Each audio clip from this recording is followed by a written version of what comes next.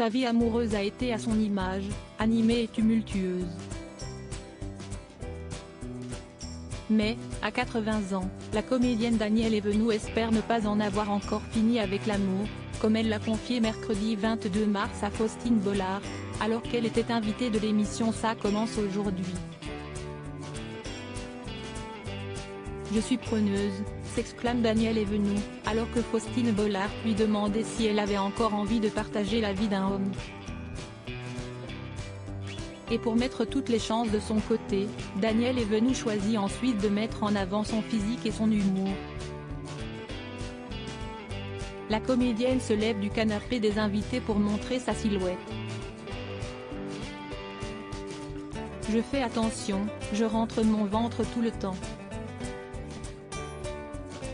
Je ne veux pas qu'on voit que quand on vieillit on a un vilain coup, plaisante-t-elle en levant le menton, une main sur le ventre. Et en plus si on se met bras nus, ça pendouille. » Une séquence qui a déclenché les rires de Faustine Bollard et des autres invités, parmi lesquels son amie Véronique Jeannot et Julie Pietri. Danielle Evenou blessée par certaines de ses histoires d'amour. Le dernier compagnon connu de Danielle Evenou est le dirigeant d'une entreprise de montage de cinéma Jean-Pierre Bazy. Elle le rencontre en 2014, mais il décède en 2018 d'un cancer. Auparavant, Danielle Evenou était mariée depuis 1996 au journaliste et ancien ministre Georges Filiou. Un homme auquel elle s'adresse depuis le plateau de Ça commence aujourd'hui. « Je t'aime Georges. Si est-ce toi qui m'as quitté, hein », explique-t-elle face caméra.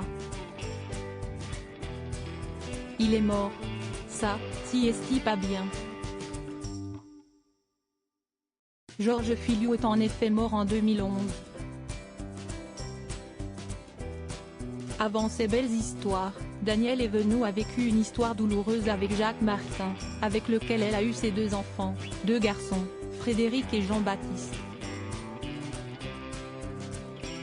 Le couple se rencontre en 1973 et se sépare en 1980.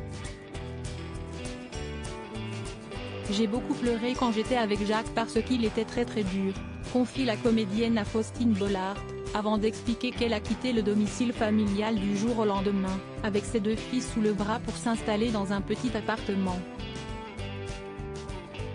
Crédit photo, capture d'écran France 2.